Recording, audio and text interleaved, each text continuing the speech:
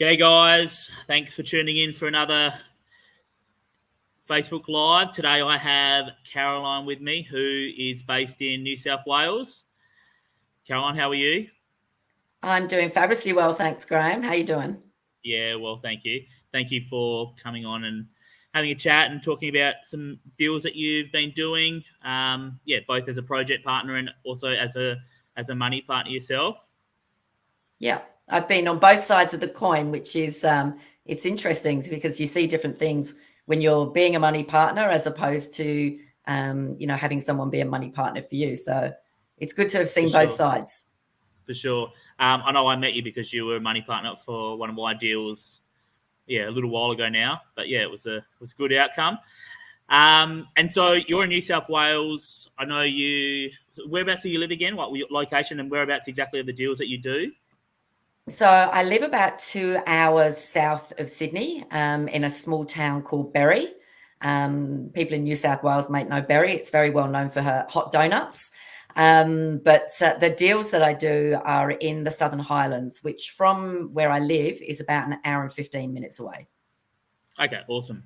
And so, how did you choose to sort of do projects, sort of an hour and a bit away from where you are? Like, what made you go, "Okay, I'm going to go do deals there" versus where I'm living at the moment?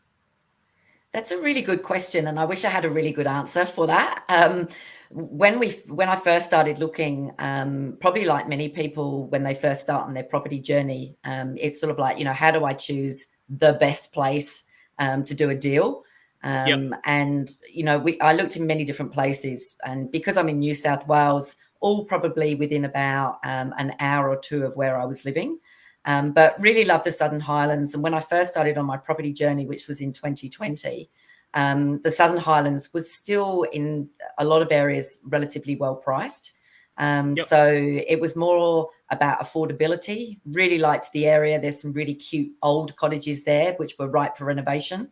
It wasn't super expensive to buy in, and I could still get there within sort of an hour of where I was living. So there was a few sort of different factors that stacked it up. Yep. If I had my time again, Graham, I probably would choose somewhere closer. Having done Yeah. 3 or 4 different projects an hour away, it's meant over the course of the renovation period, and we've renovated pretty quickly. We've done them in probably 10 or 11 weeks. But for that 10 or 11 weeks, at least once a week, if not twice a week, I've been driving an hour and a bit up and an hour and a bit back. And Yep. that takes its toll, and especially with fuel prices, it puts a lot on the cost of your project as well. So look, I think at the time it was a decision maybe from the heart because I loved the Southern Highlands. If I had my time again, I'd maybe make the decision a bit more with my head and pick things a little bit closer. So, but you learn with experience, right? Yeah, absolutely. Okay, cool.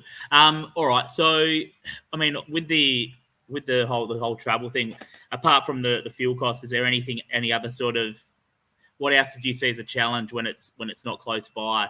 And what I mean by that, like let's say for example, if a project's like 10 minutes away, you can sort of just jump in the car and you can go, you know, see a trade on site quickly and rectify an issue, or if something's forgotten, you can go run and get a, plumber goes, oh, this is not on site, it's like, oh, that was an oversight, I'll go grab it, sort of thing. So is that the sort of thing that can be an issue when you're when you're not close by, if you're renovating from a distance? Yeah, look, I think as time went on, I got smarter and smarter, learning how to be a lot more organized with projects when I wasn't going to be there, making sure that, trades were 100% clear on what they needed to do, had access. We had in the very first project we did, we had one day somebody turn up and we'd left a lockbox on site, and the previous trade that had been in the day before had wandered off with a key. And so the trade that came the next day didn't have a key to get in. So, of course, that then became an issue. So you're right. If you're 10 minutes away, it's all right. Don't worry, I'll be there in 10 minutes and I'll drop you the key. Yeah. When you live an hour or so away, you're paying for a tradesperson who's sitting around waiting for you while you're getting the key to them. So we learned to be more, efficient in the way that we did things. Yep. It became a lot more about organization. But look, I think in the early days, when we were doing projects, being further away. My first project, in fact, my first two projects were actually done as joint ventures. So I had a partner working with me, like a business partner working with me. So the good thing was they were able to, if I couldn't get there, they could get there. So that made things a little bit easier. My last project that I've just done is a project I'm doing on my own. So because it's a long way away, I made sure that every time that I wasn't there, trades knew what they were doing, things were ready. If they needed to have another trade finished beforehand, that was organised. So, yeah, I just became highly organised as time went on. Yeah, awesome. I just wanted to touch on a JV partner. A lot of people that want to get started, they quite often say, "Oh, I'm going to do it as a JV. Have a JV partner." I think some people it's almost maybe a little bit less scary as well because they've got someone else to ride the experience with. But what made you go down the JV partner route? Like, instead of just going, "Okay, I'm just going to do this on my own," why did you choose to do the first couple of deals with a JV partner? Certainly the first one, fear factor. And I'm sure that, people that will end up watching this will be sitting there, especially if you're new into property, they'll be thinking exactly the same. It's like when you're doing it with somebody else, you've got that little bit of a security blanket. And it was really quite weird how it all happened. I was actually, it was right as COVID started. So early part of 2020. And I happened to be at an online property event, and it was all on Zoom. And during the breaks, people got pushed into breakout rooms. And there was about 10 or 12 of us in this particular breakout room. And there was one girl in there, and she was saying a few different things. And I sort of thought, I really like her. She seems very like me.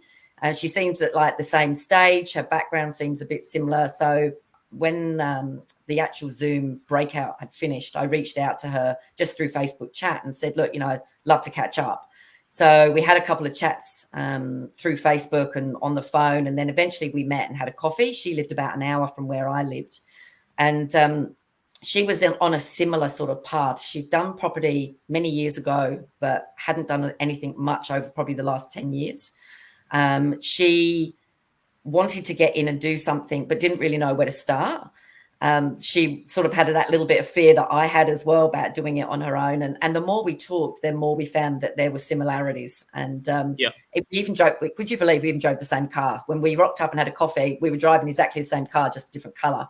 And we were like, this was meant to be. So long story short, we decided that we would get an official joint venture partnership agreement drawn up.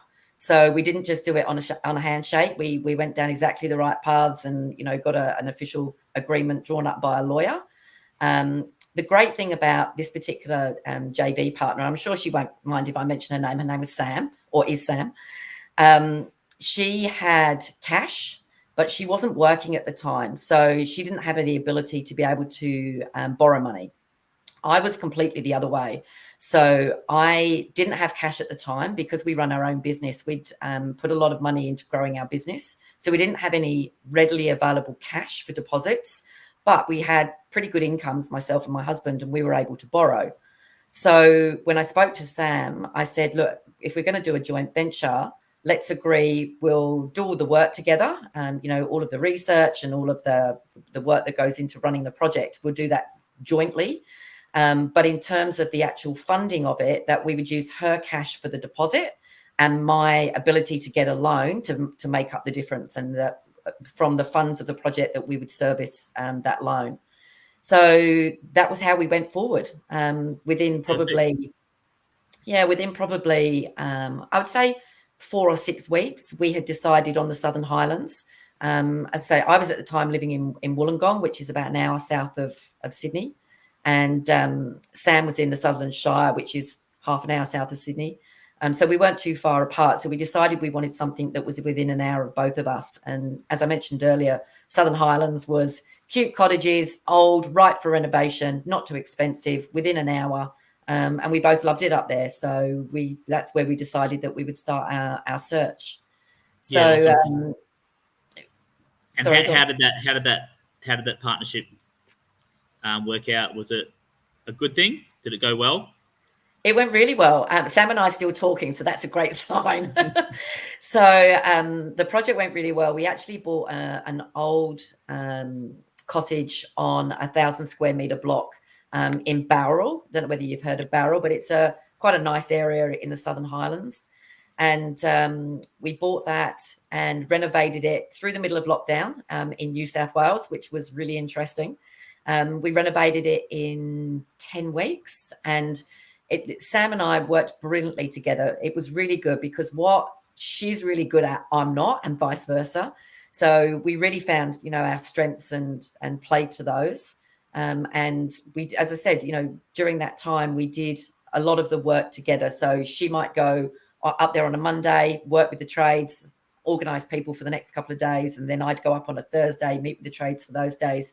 So it was sharing the load. So, not only was it ticking off all the boxes in terms of being able to do the project because we'd got cash and the ability to get a mortgage, but we were sharing the workload. She was a busy single mum at the time. So for her, that was important too. And we were learning from each other as well as, learning as we went. So I think for doing our first deal, it worked brilliantly well for Sam and I. And I guess we sold that property. We made about 140,000 between us in a project that probably was about 5 months in total. Reno was 10 weeks. Awesome. And yeah, we split that 50-50 and we were super happy. So It was a really good way to start. I'm really glad that that's how I did it. And I'm really glad I did it with Sam. Awesome. So that was your first deal. And then, so you've pretty much done about one deal a year. So you've done 3 renos in total. And then the next, so you sold that one, flipped that one, but then the next 2 you've held, is that right? And they've all been in that sort of same location? Yeah, my goal was always to do just one property deal a year. So I know a lot of the people that you've spoken to, I've watched their interviews, and I know a lot of them very well. And and a bit like yourself, Graham, doing so many different deals. For me, I've got a really busy life. I've got a really busy business. We've got a lot of employees. So for me, it was always about just one deal a year. And so I've stuck firm to that. So we did that deal in 2021. In 2022, we bought another property, Sam and I together, as another joint venture. So you can tell the first one must have gone well if we did a second one. And we used the cash that she had from the first deal, and plus our profit we put into the second one. So we didn't need a bigger mortgage, but we still needed a mortgage. And we bought a property in Mossvale that was, again, an old cottage. We renovated that again in about 10 weeks. And on that one, we had planned to sell it, and we did put it on the market just as interest rates were going up, and things were changing a little bit in the Sydney market. So because of that, we decided to take it off the market and to hold it for 12 months. So we've currently got tenants in there, which is working really well. So, rather than flipping it straight away, we're just going to hold it for 12 months and trustfully be able to sell it at the end of this year. So we'll see how we go with that one. Yeah, cool. And then, so obviously you've done another deal since then as well, and you decided to do that one on your own. What made you do that one on your own versus doing that as a JV? Mainly because circumstances had changed a little bit for Sam. She wasn't wanting to do another one, and I needed to respect where she was in her life. So I decided that I was going to do another deal up in the Southern Highlands in a place called Bundanoon. I actually found a splitter block, and I was, as soon as I saw it, when you see something, you think, I have to have this. And it wasn't emotional. The numbers really stacked up. So it was just a case of, I really need to make sure that I secure this property and fast. So through the network that I'd built over the course of the 2 years previous to that, I had a couple of people that were interested in being money partners for me. We were able to secure a mortgage as well. And we bought that in, just trying to think, in May 2023, April 2023. And then we, because it was a splitter block, we purely just had to take it back to being the 2 titles. We sold one block, or one side, just as a cleared block very quickly. And then the side that the house was on, we've renovated that. And then that went on the market in November of last year. But again, just because mortgage rates, things were changing, I decided it was probably better to hold it. So I'm also holding that one as well. And do you intend to sell those in the near future, or at the end of this year? So for both of those, my plan is to have them both on the market at the end of 2024, when I'm hoping fingers crossed. Things will be a little bit different in the market here in New South Wales. Interest rates will have stabilised. I guess, and I know we've talked about this many times before, but one of the things that I've learned with property is, you have to have the ability to be flexible. You need to have a plan B, and sometimes you need to have a plan C, D, and E as well. And I'm really grateful to have people like you and other people that are in your community that I've been able to pick up the phone and say, look, this is where I'm at. What do you think I should do? And be able to utilize that experience from people. It was never my intention to be holding 2 properties with tenants in, but that's just the way that it's worked out. So if we can get them sold at the end of this year, having held them for 12 months, I'll be super happy. So with both of those properties, obviously, you had a plan B, but so how much was it? So, obviously a lot of people probably are fearful that, one of the biggest issues is, what if the market changes? So in the situation that, two that you did, you're like, okay, the market has changed. I'm not going to get the price I want. So I may as well hold on to them and just ride out the interest rate, and then obviously, hopefully things will pick up, sort of thing. It taught me through that like that. Was it a bit scary having to go through that? Was it what was the the emotions? What was the what was the thought process? Like how did you was it an easy thought? Was it easy choice or? No, it was really hard. It was challenging. It really was challenging. And, it's funny. Some people will say to me, oh, well, it's easy for you. You've got a couple of properties and you're holding those and you've got tenants in them. It's not been easy at all. It's been having the ability to think things through level-headedly, not make rash decisions, talk to people that are experienced and are in the know. And that's where I talk about, your community. There's so many people in there that are, that have been on the path that potentially other people want to tread. And that's where it's good to be able to reach out to a community and ask people what they think. I've had coaches in the past, and that's where coaching's really helped me as well, to have the ability to reach out to somebody and sort of say, what do I do here? And look, has there been sleepless nights? Yeah, there has.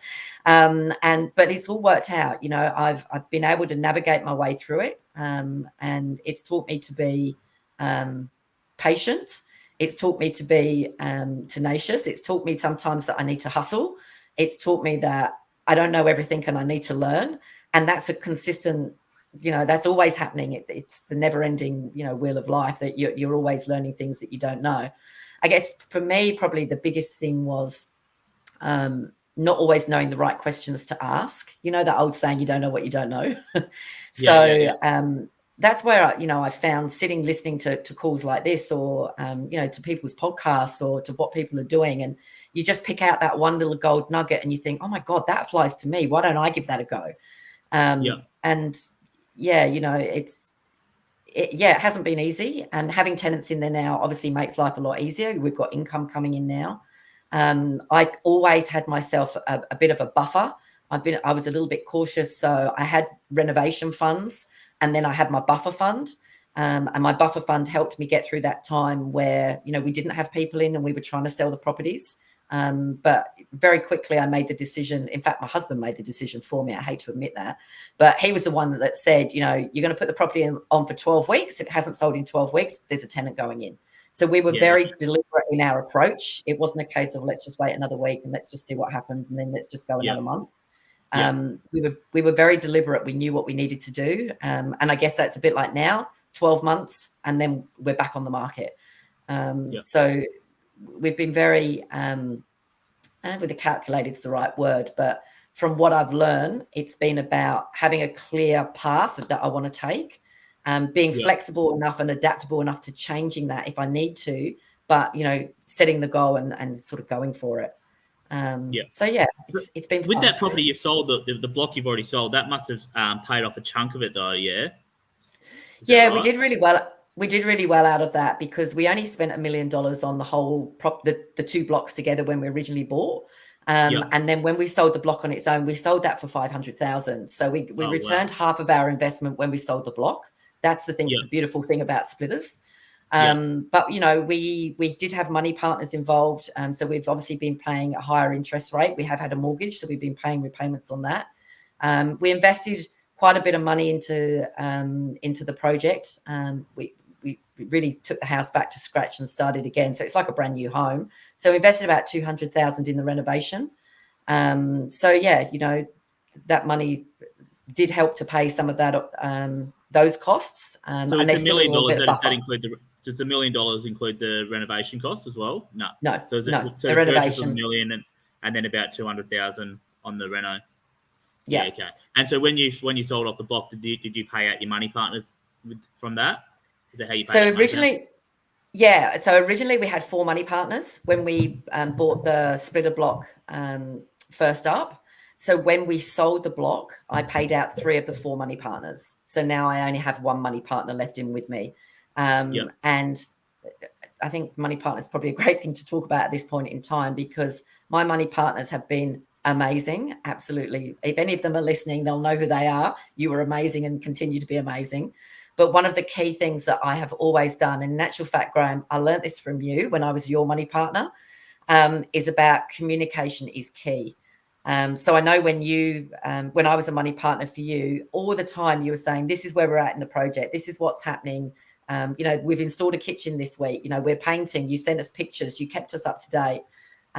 You know, this is when we expect to be on market. This is when I expect to pay you back. You were such a great communicator, and I learned so much from you from being your money partner. So Awesome. when I've had money partners myself, that's one of the key things that I've, you know, definitely done.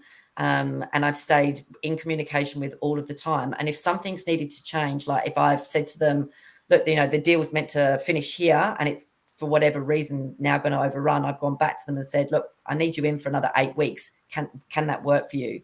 This is, you know, what I'm proposing. And my money partners all stayed in with me for some extra time because I needed them. And then when we sold the block, as I said, I paid 3 of the 4 out. I needed one to stay in with me. And one said that she would. And she's actually said, if I need to stay in for the full 12 months, I will. Yep. So, yeah, you know, if you can get money partners, be kind to them. Treat them like gold, because for me, they have been absolute lifesavers. Yep. And I wouldn't have been able to do these deals and, you know, continue to do these deals if it wasn't for money partners that I've worked with. Yeah, 100%. Yeah, money. I mean, without money partners, I would not be where I am, because yeah, I had no serviceability. I went full time in this, and yeah, so yeah, money partners are gold. Yeah. So does that, you know, having the project and having to, not sell it and go, okay, I'm going to pivot and rent it out, has that like put you off doing any future deals or anything like that? No, it hasn't at all. You know, I guess property markets, they come in cycles, right? So as long as you have the ability to think strategically, I think about, you know, okay, how am I going to manage this? And, you know, what am I going to do with these properties? And I say, if you have a plan B and a plan C, I sort of think you can navigate your way through anything. So I sort of said 2024, I'm just going to hold. I'm just going to, you know, let these 2 properties do their thing. And, you know, I'll wait and see what 2025 brings.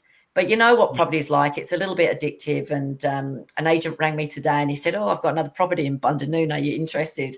And then when he talked me through it, I'm like, yeah, I need to have a look at this. So look, I'm going to go and have a look, and let's just wait and see what happens. Yeah. But yeah, it certainly hasn't put me off. I think if you're a property person, you know, you take the highs and the lows and you ride it out, and property is Yeah. addictive, as you would know. Yeah, for sure, for sure. So, how did you get involved in this space? I know, obviously, you did a course and had coaching there, but like, how did you? You know, obviously, you've got a full-time landscaping business, which we'll touch on, because we're going to discuss, you know, some, you know, street appeal things and stuff like that to give listeners a bit of a some tips and stuff. But you know, what made you go down this rabbit hole? A few different things. I've always loved property. So many years ago, and as you know, I used to live in Perth, and I actually worked for a property education company in Perth between 2005 and 2008.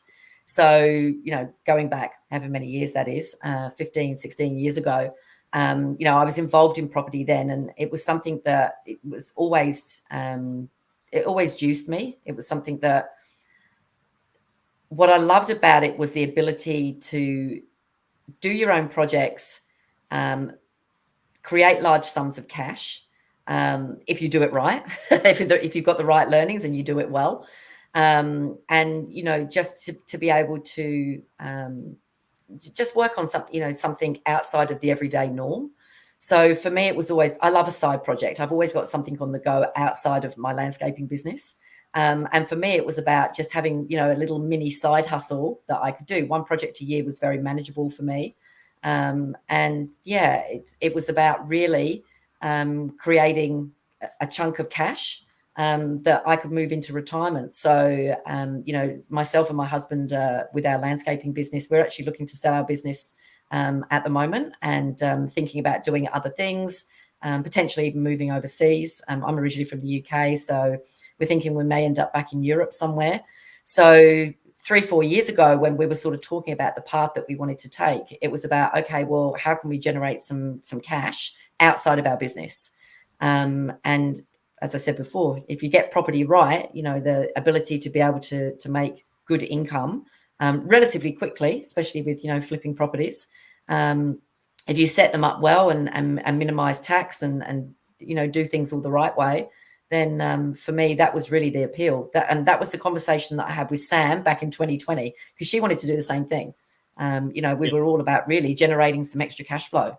And I would think most people that you talk to, for a lot of them, that's what it's about, is it? Just they want to generate some extra cash flow. I think it's that, definitely, and also they want to get out of their day job that they don't enjoy. I think that's probably the two biggest, because if you enjoy what you're doing, it makes a big difference, versus having to commute to work and back every day doing something you don't enjoy. So be your own boss, work from home, and you could attest. Sure. You could attest to that because you've made that transition. So 100%, yeah, definitely. Okay, I wanted to have a chat to you about money partners. Like I said, you've been obviously a money partner, so you've been on both sides of the fence. So you've used money partners, and then you've also, been a money partner for me. Obviously, for a lot of people, it's if they're not in this space, they don't even know what it is. I certainly had never heard of the term money partner before I got involved in this space. Me neither. So let's talk about first being on the side of. So what did you do first? Were you a money partner first, or were you a project partner first? I was a money partner first. The first person I was a money partner for was you. So yeah. Okay. All right. Cool. So let's talk about that then. So how scary is it being a money partner when someone sends you through? Obviously you learn what it is, and then you're looking at, okay, I'll be a money partner for a deal, but okay, they're going to send me through feasibility and funding proposal and sales evidence and that sort of stuff. Talk me through that process for you. How did you know, am I making the right decision here? How do I know that Graham's deal is in WA? I'm based in New South Wales. I don't know the market there. Talk me through that side of the process of being a money partner and doing your due diligence and feeling confident, okay, I'm going to give this guy my money and he's not going to run away with it, or he's not going to, stuff it up and lose my money. Okay. So I'm going to tell you some things that you probably didn't know, but because I was going to be your money partner, I actually reached out to a few people that I knew you. And I made a few phone calls and I said, who is this Graham? So I said, I've seen him in the community and I've seen some deals that he's doing and he really looks like he knows what he's doing, but you guys know him better than me. Tell me about him and tell me what he's doing and can I trust him? And I asked all the questions about, you didn't know this, did you? No, I have no idea. But that was the extent of my my due diligence, actually. Obviously you sent me through a feasibility study that you'd done on the project, which was in Mullaloo, I think, at the time.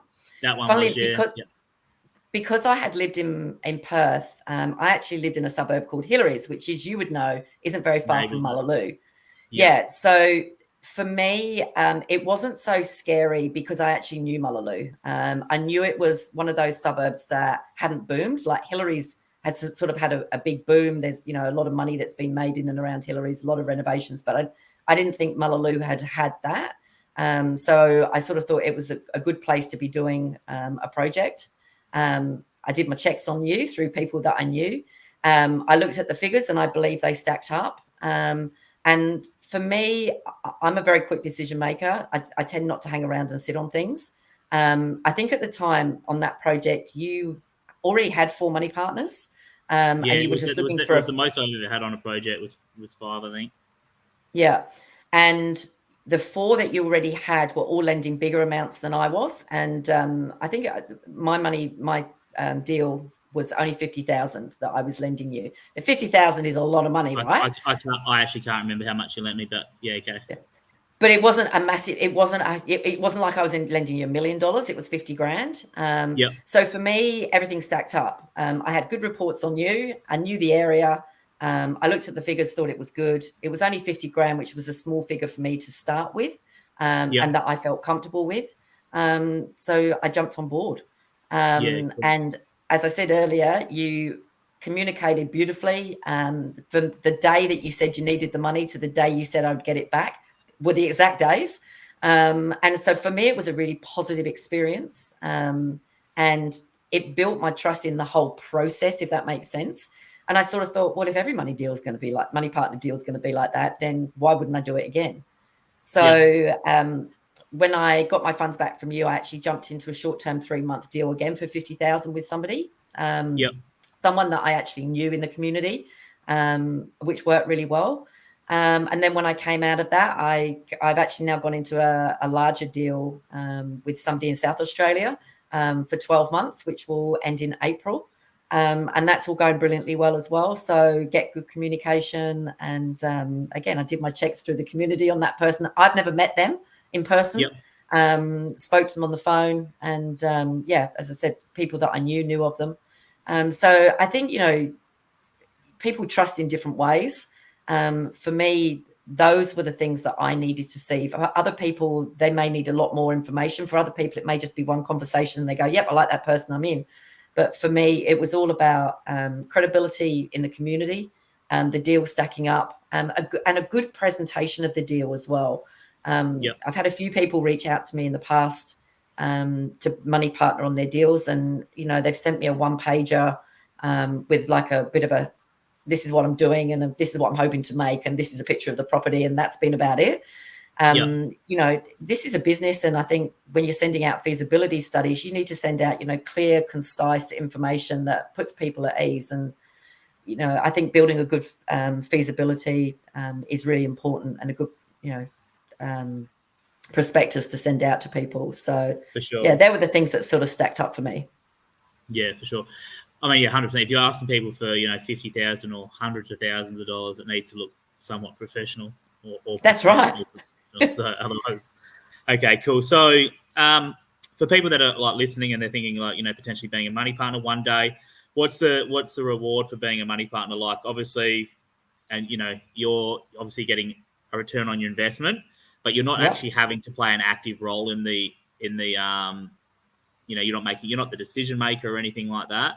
But yeah, I mean, so for you, obviously, you've continued to money partner. Is it obviously, are you doing just purely for the passive income that you're receiving from the deals? Is it something that you'll continue to do money partnering? I absolutely will continue. Yeah, for sure. And yes, it is about the passive income. You're right. You just give your money over and somebody else is doing all the hard work and you're getting a good return on investment. The reason, and people have asked me in the past, well, hang on a minute, why are you using money partners and being a money partner? Why? That doesn't make sense. Why don't you just put your own money that you're using to be a money partner into your own deals? So just to clear that one up, all of my funds that I use for money partnering are in my self-managed super fund. So because of the laws and regulations around self-managed super funds in Australia, you cannot use that for your own purposes. Or there's a lot of regulations on it. So it's much simpler for me to say, Graham, here's 50,000. You go do with it what you want, and you return me whatever in whatever period of time, than trying to work around being audited and using funds in your self-managed super funds incorrectly, because the fines are huge. So, and I think a lot of people that I know are doing the same thing within the community. There's a lot of funds that are moving around, and they're all people that are using self-managed super funds. 100%. Yeah, and that's actually a really good point that you made. And even I've been a money partner with my self-managed super fund. I mean, Jules, who I've had on the show before. Yeah. I actually money partnered one of her projects, and when all I gave was 130,000 for a year, and I got 150 back. So when you think about it, like for your self-managed super fund, like if you just have a super fund, they ain't making you 20 grand profit on 130,000. No. So when you're making that sort of return in your self-managed super fund, 130 out for a year, 150 back, that's pretty good. That's a pretty good return, like, for such a small amount. And if you've got more in there and you're loaning out 300,000 or 400,000, you can make some chunky returns for your self-managed super fund. Yeah, well, and I was doing the figures. My goal back in 2020 was to make $1 million, and then I thought to myself, am I make $1 million and then put it all out to other people's projects in 100 here, 150 there, or whatever, and it's all say at 15%. That's 150 grand a year coming back to me just for lending out my money. Yeah. That seemed to make really good sense to me. So yeah, I'm not lending out $1 million at the moment, but for the bits that I am lending out, you're right. It's a good return on investment, and it's a much better return than you'd get in a bank or probably anywhere else. So yeah. I mean, I pay my money partners 15% return on investment per annum. So so if I borrow $100,000, and I pay it back in a year's time, they get 15,000 in interest. Is that typically the same? 15%, is that about what you've been receiving from other as a money partner from the other projects, or has it fluctuated a bit, the amount? No, 15%'s been the magic number everywhere, actually. So every deal I've been involved in as a money partner or using money partners has always been 15%. So I have seen a few different things, come through that I haven't gone in for that have been slightly higher. But yeah, everything that I've done, that 15% seems to be that figure at the moment. Yeah, cool. Here's a question for you. If let's say, for example, you have 300 grand in your self-managed super fund and you're going to borrow it out, lend it out. So 300,000, lend that out for a year, you would get 45,000 back, which is pretty bloody good for your self-managed super fund. 45 grand. Absolutely. Would you be more confident giving that 300,000 to one person or lending out 100,000 to 3 different projects? Oh, great question. It would depend. And it would depend on if someone was coming to me for 300,000, it would depend who it was. So, if say it was you or somebody that I'd money partnered for before, I would have a much higher level of confidence to lend 300,000 in one go. If it was somebody that I didn't know, I probably would say, no, I'll come in for 100. Let's do one deal first. And then we'll see where we go. So it would really depend who was asking me for the money. If it's somebody that I've got history with, then I would probably do it. But at the end of the day, whether you break it up as to 3 lots of 100 or it's 300 times 1, you're still going to get 45 if it's lent out for 12 months. So it would really be down to who. Yeah, okay, cool. We've got a question in here which is about the risk. So I'm going to say straight up, of course there's a risk. The risk is that you could lose all your money. But let's talk about the risks. So, I mean, potentially the deal could go south. But how do you look at it? If let's say, for example, how do you take on a deal knowing that the risk is that you could lose?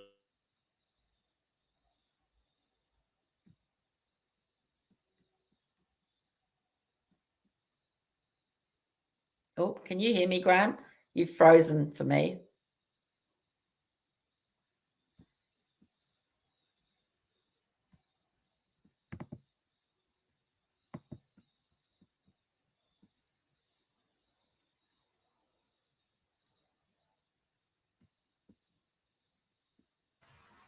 Are you there? Yeah. Are we back? I think my internet just dropped out. I don't know. I wasn't sure whether it was your end or my end, and I'm like, you're frozen. I don't know whether I'm still live. So. Well, my end was like just going like little circles, and you were gone. We were both gone, so I think it was my end. But anyway, we're back. So just wanted risk. The risk. So how do you be a money partner knowing that the risk is that they could completely stuff the deal and lose everything or lose your money? Look, it's a really good one, and this is probably completely the wrong answer. So I'll start with my heart answer, which is I'm an ever trusting person and I'm a glass half full person. So I'm always like, as if anything's going to go wrong. But you're right. Yeah, absolutely. There's always risks. So I guess the things that I look for, as I say, one is about the person and their track record, that they've done deals before, they've worked with money partners before. They're all the things for me that add weight to working, with somebody or choosing who to money partner with. I always look at what's the security, the property that the people are either trying to buy or that they're renovating, whatever it is. What's that worth? What's the true value of that? What else do those, do they own? Is there a principal place of residence? Is there a mortgage on that? Do they have other investment properties? Do they own businesses? Because that's all things. If something went south, then, is there something else to go after? And you have to, as I say, I'm a heart-based person and I go a lot on trust and what I feel with people, which is not a good thing. And I'm not advocating people do that at all. But I always look into the person that I'm dealing with, and what do I know about them. So that's certainly something that I would definitely ensure that there's plenty of security. They own other properties, or they've got businesses, or they've got something that potentially we could. What about just skin in the game for that project? Yeah. Look, not always important for me. I've just done that deal in Bundanoon. I didn't have any skin in the game at all. It was all money partners and mortgage. So 4 people 100% put their trust in me, and I had no skin in the game whatsoever. So yeah, look, I think that's a great piece of advice, and it's good if people have some of their own money in it. But for me, it's not always super important. It's more about the person. But I guess the other thing that's really important, I think, is making sure that there's something legal in place. Yeah. And I know, it's really important to make sure that you've got somebody who can draw up a rock solid loan agreement for you. That if push came to shove, that would stand up in court, that you could, basically say, here's my bit of paper that says this is what we were meant to be doing. So yeah, that's really important. Don't draw something up on the back of a postage stamp and just hope for the best. Make sure you've got whatever you feel for somebody. And, we know each other now. I know Sam really well now. There's other people in the community that I really know really well now, people that have become friends of mine. But if I was to do a deal with them again, I would still absolutely go down the path and get, everything drawn up legally. Because it's a bit like a marriage, right? Everything's great until everything's not great. Until it's not. Yeah, exactly. And then you don't want to be having to think about things when something's turned a bit sour or something's gone wrong. You want to make sure that the deal that you've got is rock solid. So yeah, the paperwork side of it is a really important part as well. Yeah. Okay. So if there's anyone listening today and they're thinking about being a money partner for the first time, your advice would be or your 2 tips would be: 1, have everything drawn up legally correctly and make sure that there's security in place, and secondly, make sure you're getting in bed with the right person, essentially. Yeah, do your due diligence on that person, and if that means asking in the community, then ask the question. I don't think there's anything wrong with asking about who, as you said, who you're getting in bed with. It's the right thing to do, I think. Yeah. If you've got people that are, everyone starts from somewhere and everyone does their first deal. So you got your, well, you didn't use a money partner for your first deal. Then you was not to your third deal, or? My third deal, yeah. Barrel was Sam's cash, my mortgage. Mossvale was our cash that we generated from the previous deal and a mortgage. And then in actual fact, I know we talked about Bundanoon as my third deal, but we actually bought an old cottage in a place called Oak Flats, which isn't very far from Wollongong. And this was Sam and I together again. So this was the third joint venture that I did with Sam. And we got a mortgage and used money partners for that. And we were actually going to build 3 townhouses on the site where the cottage was. We actually went through the DA process and got the DA approved.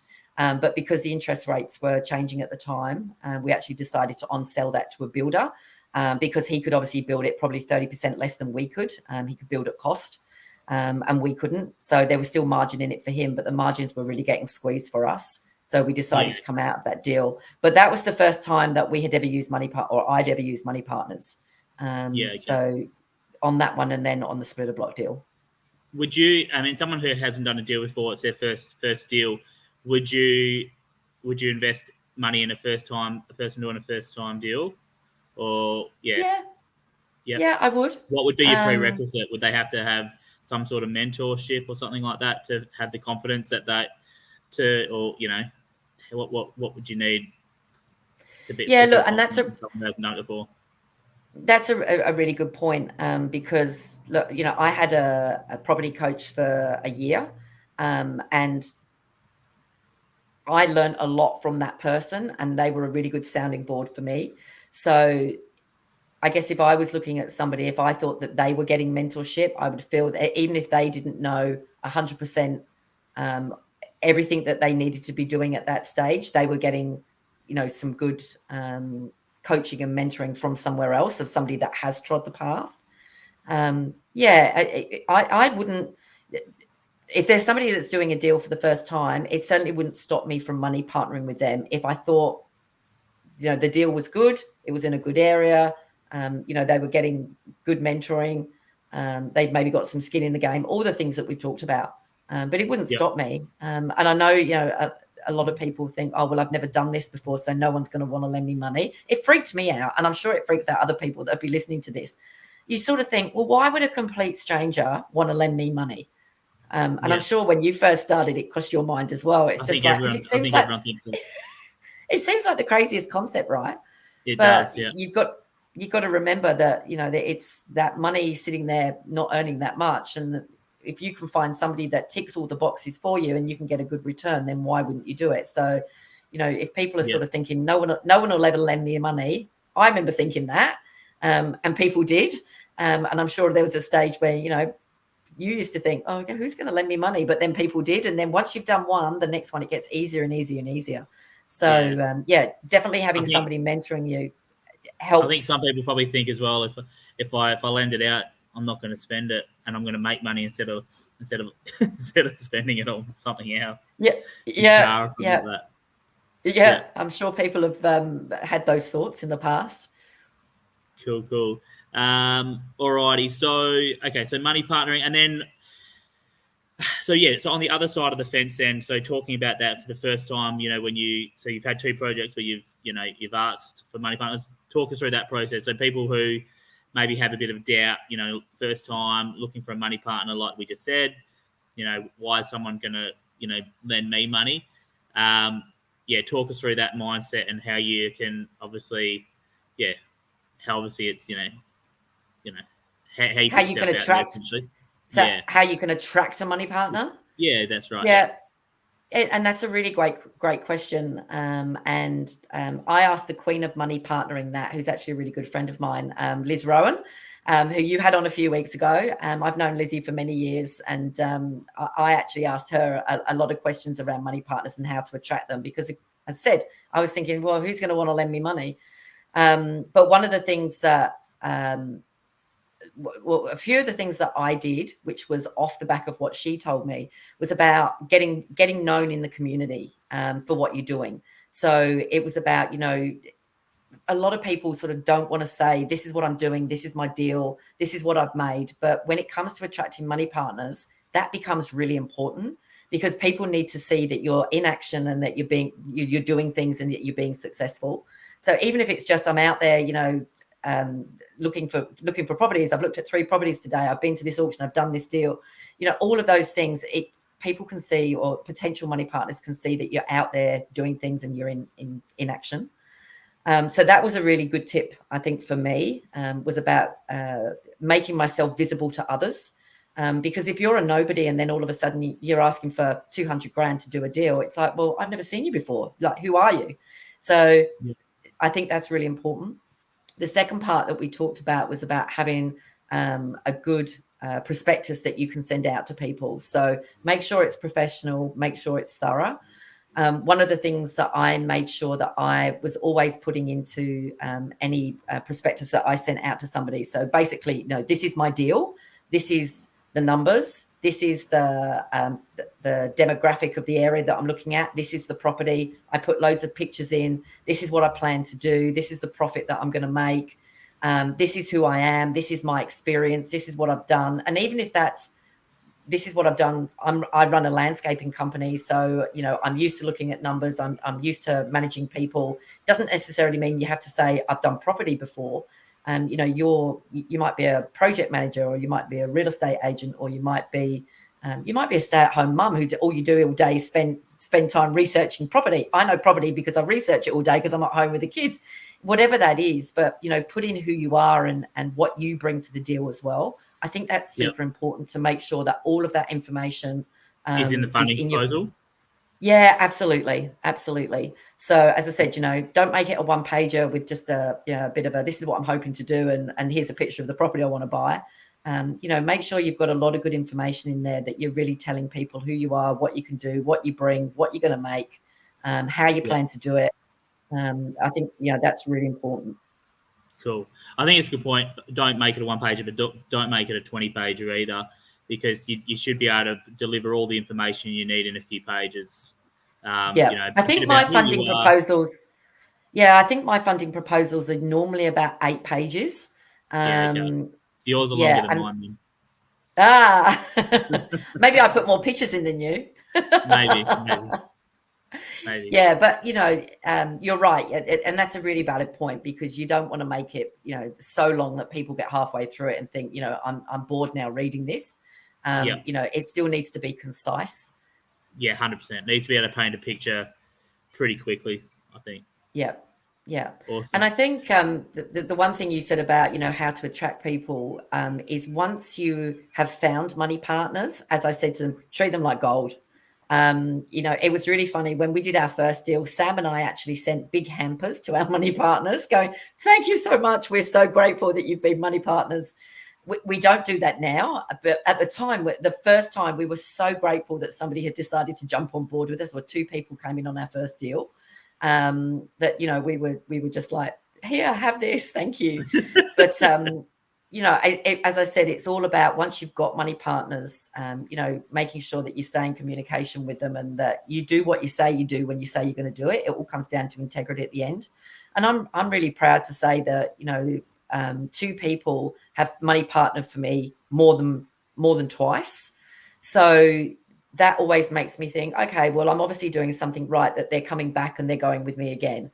And the same for you. I wouldn't hesitate to jump on board and money partner for you again, which meant that you did something right for me. And as I say, money partners are like gold, so you definitely want to make sure that you're doing the right thing once you've got them.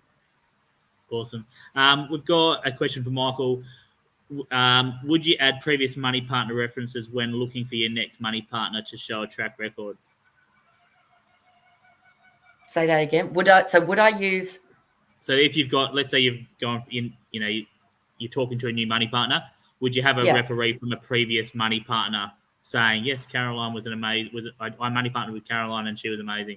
Would you basically use someone, another money partner that you've used as a reference to vouch for you as a project partner? That's a really good question. Yeah, absolutely. Why not? And in actual fact, I can think of somebody who money partnered for me in Mossvale, who actually rang and asked for a reference from somebody else that they knew me. So a bit like I did for you. But yeah, I think that's a great idea. Why wouldn't you say someone that's been super happy money partnering for you, ring this person, as long as you clear it with them first, right? Make sure that they're happy to act. I think you even came on board with me through someone else. Was it you that was close? Was it Debbie? Was it you that knew Debbie? Was it Debbie? Deb? Yeah, there is a Deb who's money partnered for me. Yeah, in actual fact, you're absolutely right. So Deb money partnered for me on our Oak Flats deal, and she was your money partner in Mullaloo. And then and then I was, and then that's right. And she's, that's right. I remember now. I'd forgotten about that. But I think if you've got people, if you've got people that are willing to vouch for you and say, yeah, look, they were great to be a money partner for, and I got paid back, and my interest payments were timely, and they were a great communicator, then why not use that as a good reference? For sure. Just reading something here. It's a bit of a long one. This is really inspiring. Great webinar. I've been on the house hunt for a year, single mum. Yesterday, I was driving around manifesting a reno project. Today, my offer was accepted on a reno project. Divine timing. Woo-hoo. Awesome. Well done to you, Suze. Awesome. Oh, that's awesome. And the first one's always the most memorable, right? Yeah, it is for sure. Okay, I just wanted to just quickly touch on, because you've obviously got the landscaping business, and is just on landscaping a property for sale. So that would have obviously been the easy part for you for the deals that you've done.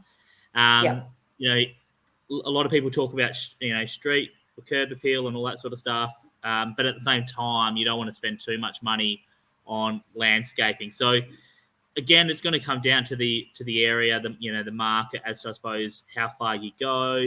But what would be some tips that you would give for people who are renovating, to flip or renovating to hold, as far as what are some landscaping tips that you'd share? Yeah. Okay, cool. So definitely you've mentioned one already, which is about curb appeal. First impressions count, right? And it's really interesting being in a landscaping business, because we work with a lot of people that are building new homes and building properties to live in forever. And they spend 98% of their budget on building the property and putting the kitchen in and the bathroom. And then they put one feature tree out the front and some turf, and that's it. So, they've got this amazing house, but then when you rock up to the front of it, you think, well, that's a bit underwhelming, because, the landscaping looks really average. So we always try and talk to people about adding value to your property through curb appeal, especially if you're flipping, because, you want people to, with that, hero image on realestate.com.au, whether that's the kitchen or whether it's outside or whatever, but you want people to be wowed by it. So just like when people pull up outside a house, if they pull up outside and the turf's dying and there's all overgrown and there's rose bushes with all dead roses on it or whatever, it doesn't really matter how amazing your house is inside, because people could just keep driving. They could go, well, if it looks like that outside, what's it going to look like inside? And they're not really interested. So I always think creating curb appeal is really important, and it doesn't have to cost a bomb. Even just getting, whether you get somebody in or do it yourself, depending on green thumbed you are, but just pruning things back, a fresh layer of mulch. If there's existing turf down, getting a few cuts on the turf, getting some fertilizer down on it. Did you even know that you can get green spray that you can spray on turf for the purpose of making it look super? It's actually it's a fertilizer, and you spray it all over your lawn, and your lawn, it's got green dye in it, so your lawn goes super green, but it also fertilizes it at the same time. So if you're having a home open on, or somebody coming around to take photos and your lawn's looking a little bit average, you can get this stuff sprayed down the day before, have your pictures taken, and it, all looks amazing, or do your home open, it all looks amazing. So there's all little things that you can do to create that curb appeal. So that's my first tip, is about, just getting into the gardens and just making it look good. The second thing would be about not blowing the budget. Now, I'm laughing saying that, because it's the hardest thing for me, because I'm passionate about gardens, right? So when we're doing flips, it's always like, oh my God, we could do this and build that and do the other. So I have to make sure that I'm not blowing the budget. But one of the things that I always try to do is recycle as much as you possibly can, or pick up things secondhand as much as you can. So it blows my mind the amount of people that I see renovating properties that will go in and they'll say, oh, we're going to rip out all this garden, and they're ripping out plants and they're tossing them all in the skip bin or whatever. And I'm like, my God, all of those can be repurposed. Even if you're not ready to use them now, stick them in a pot, leave them at the side of the house, make sure you water them frequently and put them back in the garden again. You don't have to throw everything out if you're going to rip it out. You can thin things out. You can certainly use things again.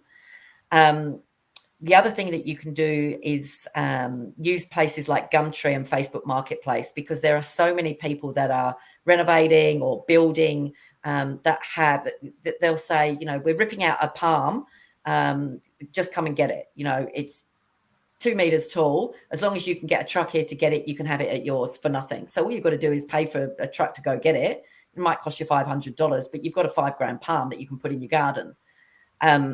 When we did the Bundanoon job, funnily enough, I wanted to build some recycled brick planters outside the front of the cottage, and some recycled brick stairs to create a new entranceway.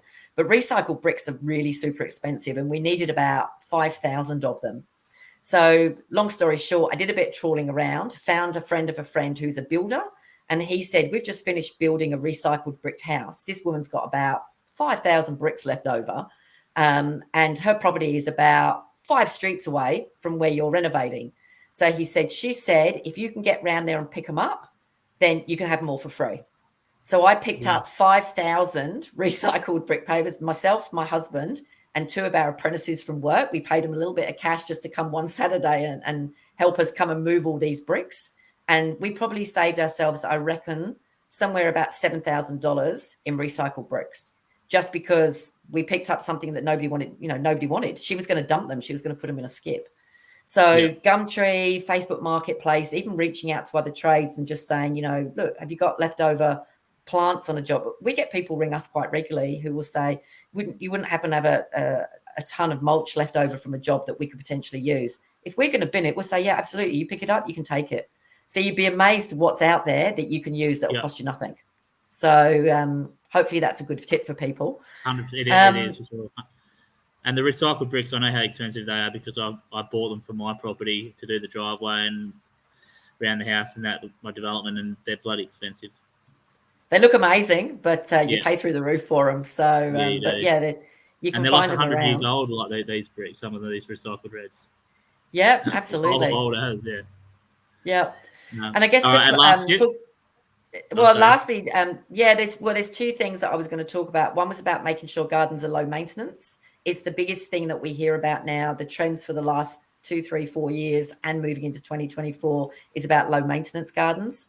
So, if you are going to put in new gardens, make sure that they're, using plants that don't need a lot of water. You're not putting in massive amount of turf. A lot of people don't like to have to mow lawns anymore.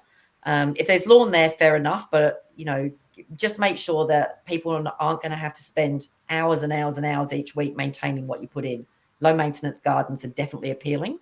The other thing that I was going to say was about indoor-outdoor flow, because a lot of people nowadays want entertaining spaces.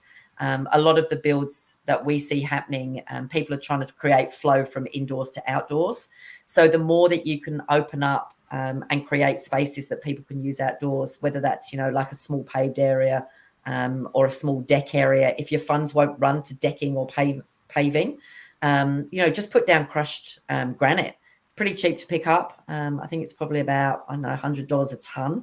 And you can create just a crushed granite area where people can put out a table and chairs. And now all of a sudden you've got an entertaining space. So there's definitely ways that you can do things more cost effectively, which will create, that indoor outdoor flow that buyers are really seeking at the moment. So that would be my top tips. Cool. And I think all 3 of those tips are pretty good. Thank you. Awesome. Cool. Awesome. All right. Well, that hour went past pretty quickly. It did. Thank you very much for coming on and being honest about your projects. Obviously you had a massive win, 140K profit on the first one, and then the next 2, obviously got caught a little bit on the interest rates and the Sydney market, and then obviously pivoting and holding those properties until the right time to I think that's obviously obviously. You had a plan B and you executed that strategy. And obviously, I appreciate you for being honest on, and telling everyone that's listening. So, and then, obviously really appreciate the conversation that we had on the Money Partners. I think a lot of people will get a lot of benefit from that, especially people who, don't really know too much about money partnering, or they're thinking about doing it. Thank you for coming on and having a chat with us and sharing that information. It's been a pleasure. Thank you so much for asking me on, and look forward to talking again soon. Awesome. Thanks, Caroline. Thanks so much. See ya.